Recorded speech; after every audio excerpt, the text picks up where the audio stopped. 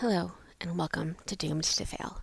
My name is Taylor, and every week my friend Fars and I bring you stories about history's greatest disasters and epic failures and interesting relationship tidbits.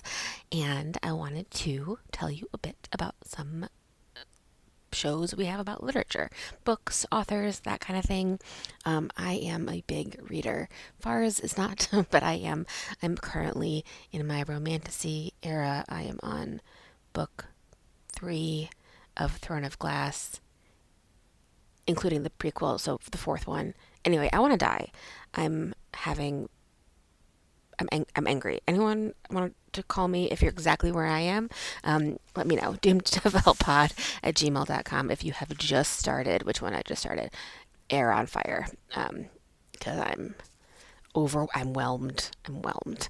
Anyway, we have some episodes about other authors and other stories, and I'm going to tell you about them. Episode 7, Part 1 is about Oscar Wilde. So I had known that Oscar Wilde existed, but didn't know details of his life. We'll talk about his lover who was his downfall and how he went to court for being gay and then could have just left to France and just been gay in France, but decided not to, and that sort of is how he died. So interesting. And yeah, let me know. Episode 23, Part 1 on Mary Shelley. Delightful.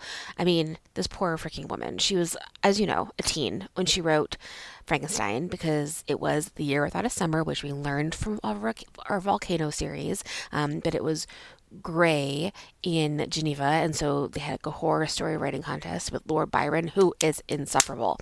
Her sister, who was definitely sleeping with her husband, then her husband dies, and Mary Shelley keeps his heart at her desk for the rest of her life. Hell yeah. Love that for her. So, listen to that one.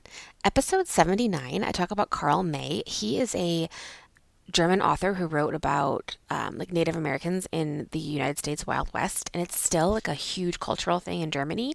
There's some languages I heard that are like ancient Native American languages that are spoken in Germany, nowhere else. They just love it.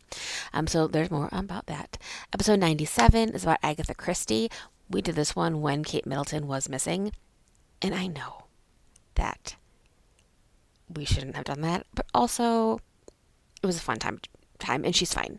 But Agatha Christie also went missing, and she went missing because her husband was cheating on her, and she went to the hotel they were at. It's super fun. She crashed her car and pretended all these things, and I just love that unhingedness of her.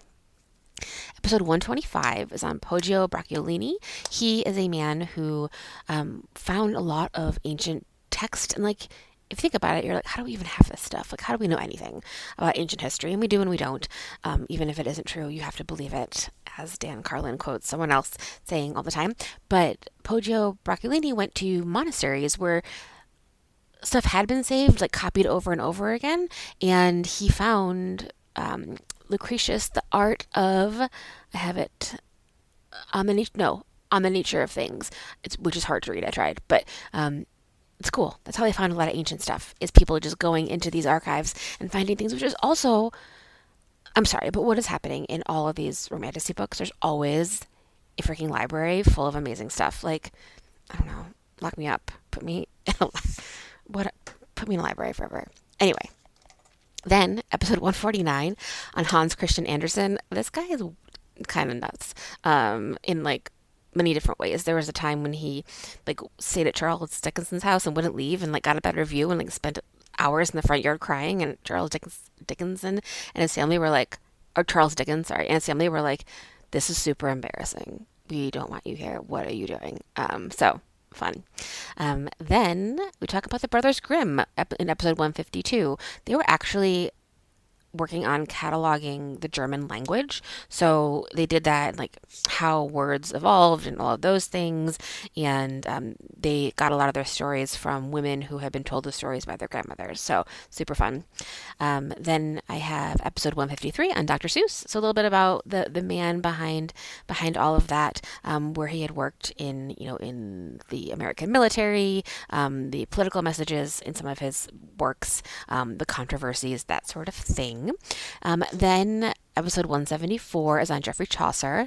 And again, you will imagine A Knight's Tale when you hear of Chaucer, if you're a millennial, elder woman, millennial, and it's super fun. You can also learn about the Peasants' Revolt that happened in London. We have another episode on that. I think it's around 174. But when the peasants kind of rushed into London, they went under a gate, like an old gate, because London was a walled city, all the things, and they went like under Chaucer's house. So he was like living in history. So I don't know what that's like, but you know. And then finally, episode 195 is about the men who wrote the dictionary because, yeah, there wasn't a dictionary. I mean, there was and there wasn't, but like similar to the Brothers Grimm, like at some point someone has to start writing down where language came from. And so there's this dude, and he was working on it, and then he asked for volunteers, and then some guy was like, "I'll volunteer."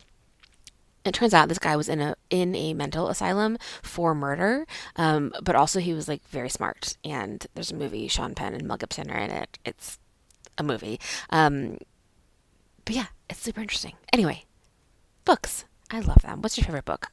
Let me know. doomedtoffailpod@gmail.com. Mine is probably um, The Stand. I love The Stand. Maybe I should read that again. I don't know if you've read it. Stephen King, obviously. Um, One thing that I love about Stephen King is that he anticipates the questions that I have about what's going to come next. Whenever I read his books, I'm always like, how did you know I was going to ask that? I'm looking at my collection of Stephen King books as I'm talking. Tommyknockers honestly had a thing in it where I felt terror through my body, like for no reason. I was just like, so good. And then obviously have it, and we've talked about this on the show before. Who knows where we mentioned it, but many, many years ago when Faraz and I first met, before my husband came to LA, I moved here a month before him, and I was at a diner by myself reading it on my Kindle, and something happened, and I was so scared that I threw my Kindle kind of like across the diner, and it was wonderful. Yeah, read some Stephen. My computer cut off because I was talking so much. Read some Stephen King books if you haven't. Let me know your favorites. doomedtofailpod@gmail.com. Find us at doomedtofailpod on all the social media. Thank you for your time.